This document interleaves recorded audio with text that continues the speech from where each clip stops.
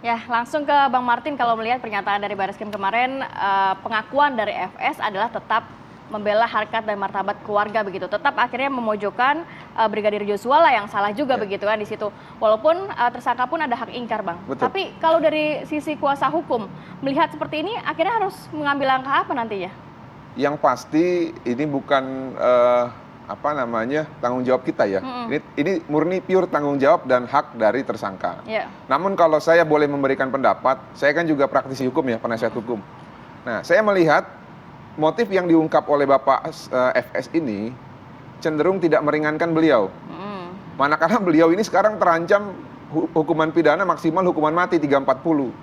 Nah, kalau ini tidak jujur, ya, ini dugaan ya, kalau ini tidak jujur dan untuk upaya untuk menutupi sesuatu hal yang masih ada kandungan ketidakjujurannya, ini justru akan memberatkan beliau.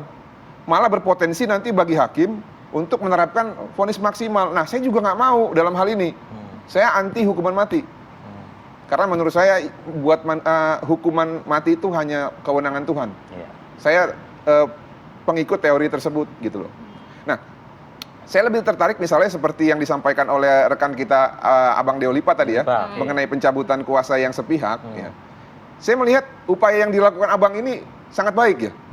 Karena kan kita melihat bagaimana Barada Eliezer yang awalnya jadi pusaran perhatian dianggap sebagai orang yang berperilaku sadis, ya. Sekarang dianggap masyarakat sebagai orang yang terpaksa ataupun dibawa tekanan. Statement-statementnya itu gitu ya. Betul. Nah, jadi seharusnya kalau secara kinerja Bang Deolipa ini tidak boleh dicabut kuasanya, malah harus dipertahankan.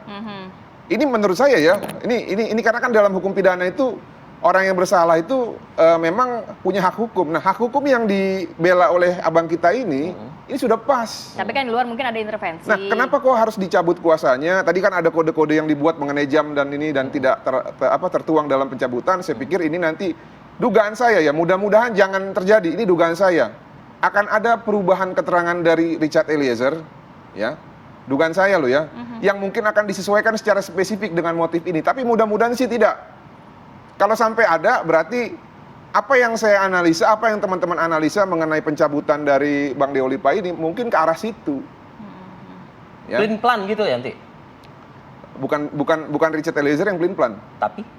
Ya, invisible hand ataupun orang-orang tertentu yang ada di sekitar dia. Itu dugaan saya. Ya mudah-mudahan kalau nggak berubah keterangannya secara spesifik, apalagi ada kaitannya sama dengan motif yang baru disampaikan kemarin, ya berarti memang bukan itu penyebabnya. Mungkin hal yang lain, mungkin masalah reputasi yang dianggap direbut oleh abang kita Deolipa ini gitu loh dalam penanganan kasus. Secara logika aja ya Bang Martin, Bang Deolipa, dari pernyataan Dirtipidum kemarin gitu ya, kan motifnya kan dijelaskan.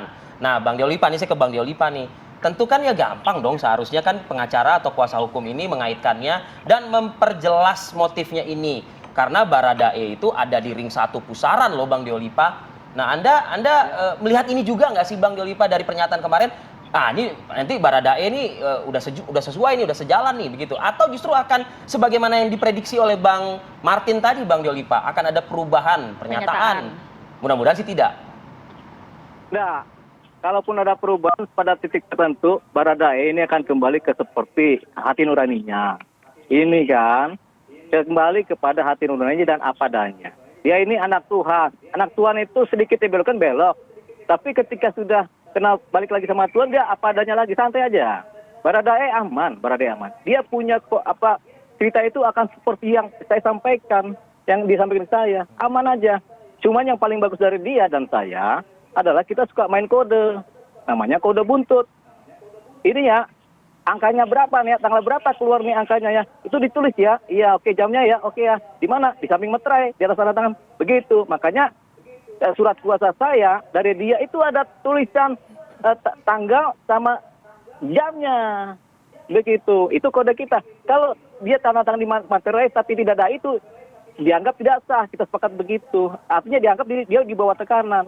Nah sekarang saya sudah kasihkan surat kuasa yang saya punya kepada khalayak dari Baradae. Silakan surat pencabutan kuasa yang sudah diterima juga oleh masyarakat, sudah dibaca, yang sudah dipegang media juga dibandingkan. Ada nggak tanggalnya tuh, tulisan tangannya dia sama jamnya?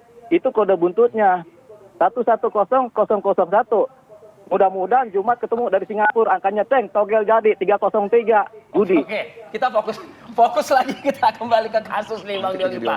Bang Diolipa, tapi pernyataan Dirtipidum semalam itu memang diakui oleh Baradae. Benar ada melukai harkat dan martabat. Ya itu bukan ukuran Baradae untuk menilai. Orang dia cuma pangkat paling rendah suruh menilai. Buat apa dia nilai? Dia itu perintah komando. Mungkin mungkin bukan menilai, mungkin bukan penilaian, tapi mengetahui juga nggak sih soal melukai harkat dan martabat? Karena kan Baradae hadir juga di Magelang. Iya, tapi kan dia juga nggak tahu. Dia nggak tahu. Kalau saya bilang saya nggak tahu, berarti dia nggak tahu. Orang kita udah sehati, seiman, setuhan. Berarti memang secinta. Menerima perintah saja begitu ya, Baradae ini ya? Iya dong. Iya. Amin. Oke, saya mau ke Pak Ito. Pak Ito, ini memang publik juga masih bingung apa yang menjadi motif sebenarnya. Karena dari pihak FS berbeda, dari Baradae juga tidak mengetahui motifnya, dari pihak keluarga atau kuasa hukum Brigadir Yosua juga berbeda. Dengan kasus ini harus seperti apa nih ditanggapi oleh masyarakat, Pak Ito? Apakah memang kita juga masih menunggu juga nanti hasil dari pengadilan seperti apa? Ya, baik Mbak Rati. Kalau menurut saya, motif itu kan bukan kebenaran yang mutlak. Orang itu bisa saja cerita motif, maksudnya untuk membela dirinya, ataupun dia bisa saja mengatakan motif yang sebenarnya. Nah, kemudian kalau kita bicara masalah motif, sampai kapan pun kan ada sesuatu yang pasti, termasuk daripada penyidik. Makanya di dalam sistem peradilan pidana, motif itu tidak menjadi penting, ya. Tidak menjadi mutlak. Yang paling penting adalah barang-barang bukti, alat-alat bukti, ya, terutama keterangan saksi-saksi ahli. Kemudian kalau alasan pencabutan daripada kuasa hukum, itu semua yang paling tahu adalah si Baradae atau seseorang, ya. Karena kan dia punya alasan, dan kalau tadi dikatakan oleh Bang Diolipa, saya kira mungkin kita melihat saja apakah surat pencabutan itu sesuai dengan aturan hukum yang berlaku atau tidak, ya. Jadi kalau soal masalah tanggal, jam, saya kira itu semuanya kalau kita kembalikan kepada peraturan yang berlaku. Jadi kembali masalah motif ini kalau kita bicara sekarang sampai selesai persidangan, pasti itu sifatnya masih spekulatif, ya, asumsi seseorang.